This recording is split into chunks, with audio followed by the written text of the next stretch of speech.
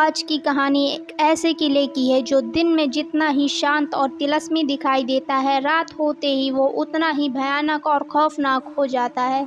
यह किला है तो एक बहुत ही प्रसिद्ध पर्यटक स्थल, जहां दिन में बहुत दूर दूर से लोग इस किले की कलाकृतियां और उसका आर्किटेक्चर देखने के लिए आते हैं। लेकिन शाम होते ही वहां कोई भी नहीं रुकना चाहता है, यहाँ तक कि गवर्नमेंट ने भी शाम 6 बजे के बाद उस किले में जाने के लिए बैन लगा रखा है। तो हमारी top 5 most haunted and mysterious place of Banda की सीरीज़ का यह पहला वीडियो है, जो प्रसिद्ध किले का वीडियो है। और आगे की वीडियो में भी हम बांदा के ही कुछ हॉन्टेड प्लेसों के बारे में बताएंगे और वहां के राज और रहस्यों से भी पर्दा उठाएंगे। तो इस series top 5 most haunted and mysterious place of Banda के फर्स्ट पार्ट में आप सभी का स्वागत है। तो ऐसे ही खौफनाक एंड मिस्टीरियस और दिल दहलाने वाले वीडियो देखने के लिए चैनल को सब्सक्राइब करें और वीडियो में एंड तक बने रहें। तो कहानी उत्तर प्रदेश के बांदा जिले में स्थित कलिंजर दुर्ग की है। कहा जाता है कलिंजर दुर्ग 249 ईस्वी में बनवाया गया था, लेकिन किसी को भी इसका ठीक अंदाज़ा नहीं है कि यह किला कब बनवाया गया। लेकिन किताबों और इतिहास की माने तो यह किला 1500 साल पुराना माना जाता है। कलिंजर ने हर युग में अपनी उपस्थिति दर्ज करवाई है। सतयुग में कीर्तिनगर, त्रेता युग में मध्यगढ़, द्वापर युग में सिंघलगढ़ और कलयुग में कलिंजर दुर्ग या कालजयी दुर्ग के नाम से यह किला प्रसिद्ध है। इस किले में 7 विशाल दरवाजे हैं, जिसमें से एक दरवाज़ा ऐसा है जो रात के वीराने में ही खुलता है और उसी दरवाजे से वह खौफनाक आत्मा रानी महल की ओर जाती है। किले की कहानियाँ बताती हैं कि वो आज भी रोज़ रात को उस किले में नाचती है, जिसके घुंघरुओं की आवाज़ सुनने वाले लोग बताते हैं कि वह आज भी वहां रोज़ आती है।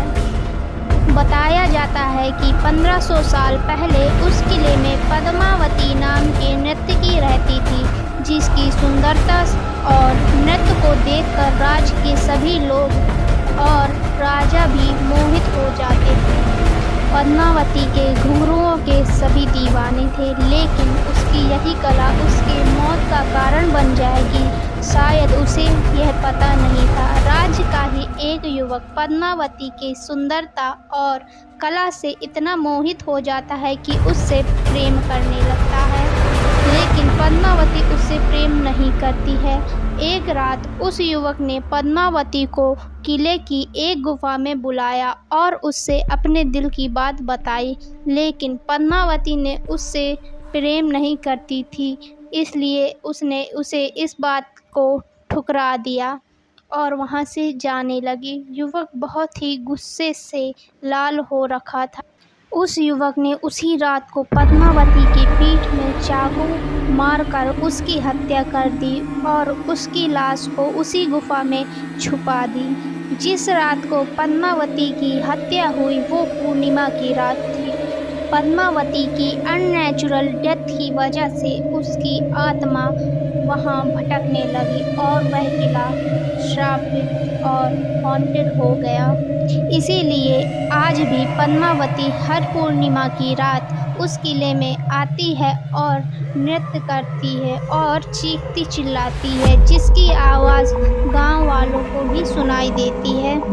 इन किलों की धरोहर दिन में जितनी ही शांत और पीसफुल लगती है, जिसके कारण वहाँ पर्यटक स्थल बना दिए जाते हैं, लेकिन उन पुराने किलों में बहुत से राज दफन होते हैं। इसलिए अगर आप भी किसी किलों को घूमने जाते हैं तो वहाँ की सुंदरता आपको जितनी ही अच्छी लगे, लेकिन वहाँ की नेगेटिविटी कुछ अलग ही महसूस होती है, क्योंकि इन किलों में इतना युद्ध और घटनाएं हुई होती हैं, जिनके कारण